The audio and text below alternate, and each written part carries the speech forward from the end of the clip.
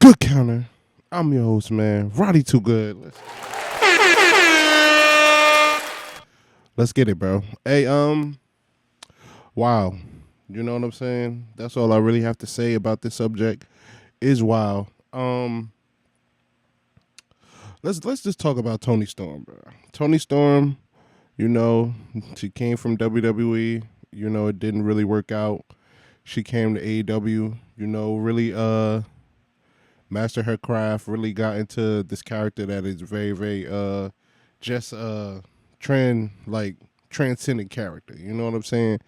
And not only that, she was like in ring is just unmatched. I think like she's definitely one of the, if not the like the one of the best women in wrestling today. You know what I'm saying? And so the whole thing Mariah made like one of the greatest betrayals. I still remember that day where Mariah won the Owen Cup, and she really turned on her and like hit her with the thing because I really was expecting like Tony Storm really to do that and really go on to like as a heel, but I was really not anticipating that. So we have that. Then we transfer into like her coming back as a rookie, like people kind of like playing into that character, and her finally becoming face to face with Mariah May. And then you have what we had at Collision. Collision, she says, she comes in there still basically in character, talking about how she loves her, she's a big fan. And Mariah, she just like tears into like basically says, when I look at you, I see nothing. You're just a pawn that I use to get what I want.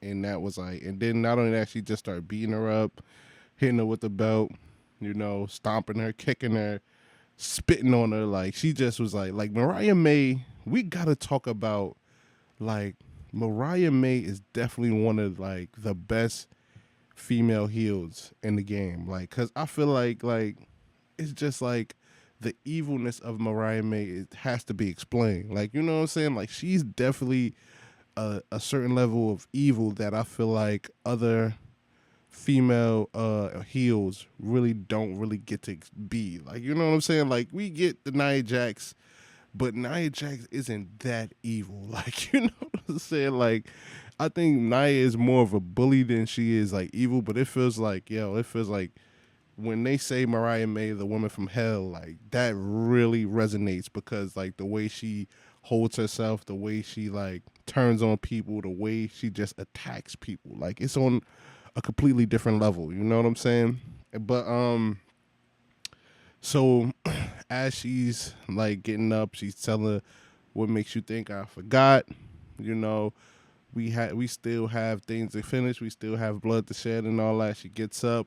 She reveals that she has the bra that Thomas Tony Storm wears. She has the tights that Thomas Storm wears, and she says that the hardest role you ever play is yourself, and you just seen the performance of a lifetime. Oh. And then she goes on to say, "Hey, Mariah, you may be the woman from hell, but you came from my womb, and I'll stick you back up and spit you out." And it was just amazing, bro. That right there was just a master class in just not only storytelling, because like the thing about it is like we all anticipated the day she was gonna like remember, like you know what I'm saying. And to me personally, I thought that the rookie role was gonna go all the way into, you know, the Grand Slam in Australia. I thought that was gonna be the whole thing. I thought Mariah May was probably gonna like beat her up so bad that she'd probably like snack back into it and then start to remember. But apparently like no, I guess they wanted to do it a little sooner. But to tell you the truth, bro, it was just amazing, man. It was really just amazing. And I feel like she's definitely like one of the best, bro. She's one of the best. And like not only that, it's just she has so much still to do. Like, you know what I'm saying? It's not like she has like even in this current position, like people still it's still people out there she should fight. It's still people out there that she needs to like be in the ring with, man. And that's what like a lot of people are, really anticipating her versus Mercedes. I think her versus Chris Statlander still could be a thing. Her versus even like somebody like a Jamie Hayter, like her versus like it's a lot of Julia Hart, Willow Nightingale. I don't know if they ever really fought, but like that's why it's a lot of people who want Mercedes to lose the TBS title just so she could get into the mix with the women's championship. Because let's be fair, the women's championship is supposed to be the grand prize of AEW. You know what I'm saying? But Mercedes is like the top female star now, so it just feels like the TBS title has more cachet. But to be honest, that right there, that right there is gonna be. But that's like an all out thing right there. Like as soon as Mercedes Moné and Toni Storm, as soon as they really get into like the mix of like whatever that is going to be, because I think Mercedes is definitely going to be the heel, Toni is going to be the baby face, but that's like a all in match right there, bro. Like if you telling me Toni Storm versus Mercedes Moné, listen, that's going to be crack right there, bro. But like it's still just so much that she can do, man. And I'm just here, bro. I'm here for it, you know what I'm saying? And this is amazing, bro. This is amazing. And this is what I say about like, listen, like I understand that a lot of people are not a lot of people are just overly focused on the whole Death Rider situation. And even that, I think it will get better because I think whatever's going on with like Will Ospreay at the moment, I think they just like kind of, I think they definitely had to pivot. I don't think the Death Rider story had to last this long because you had, you know, Darby Allin. He's going to do his thing with the whole Mount Everest thing. That's very important to him. So he wants to do that. So I think they really had to pivot. But to be honest with you, it looks like they're gearing up to really dethrone the Death Riders. Like, you know, you see a lot of guys like trios is coming back.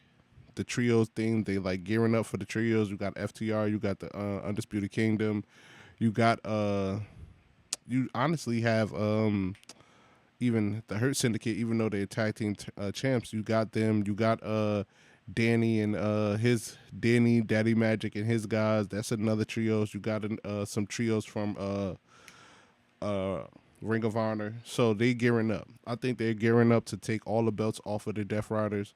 But I think it's just going to be anticipated on the way they do it. Like, you know what I'm saying? And I think that once this whole thing with Will Ospreay and Don Callis family is over, I think that he's gonna focus in on the Death Riders. Cause even in that promo, he said like, "Yo, every time I'm trying to do something about the Death Riders, the Don Callis family keeps on getting in my way." So I think if you add in Will Ospreay into like the whole John Moxley thing stuff, I think that right there, because I honestly would not never like.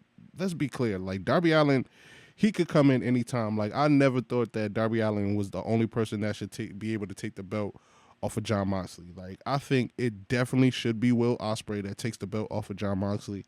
But but anyway, I'm over here talking about that. We talking about Toni Storm. But I went on that little tangent just to say like, yo, I understand that it's some stories like, listen, it's professional wrestling.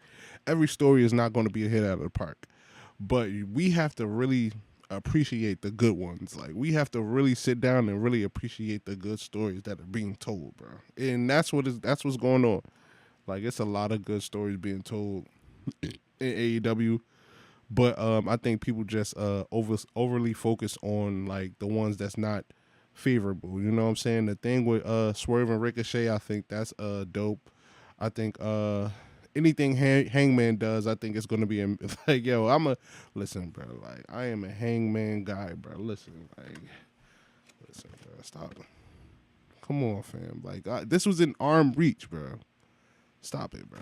Hangman Page. But like, listen, I am a Swerve guy and I am a Hangman guy. Like, listen, anything those guys do, I'm all in for that. You know what I'm saying? But Tony Storm, I think she definitely deserves her flowers, and I think she is getting it because I think people really love her character. I think she's super over, and I'm just really waiting. Like, for me, like it's like her, Willow Nightingale, Chris Statlander. Like I'm saying these names over, it's just me really like, yo, like fam, it's so many other females she really could do stuff with. And like even like well, I don't know. Like I know Harley is very like over with the crowd and she's just like an amazing character. But I think like even somebody like Harley is dope. But I think she just has to like develop more in the ring and as a wrestler. I think now people just love her because of character. But yeah, man, this is just gonna. I think I'm here for the ride.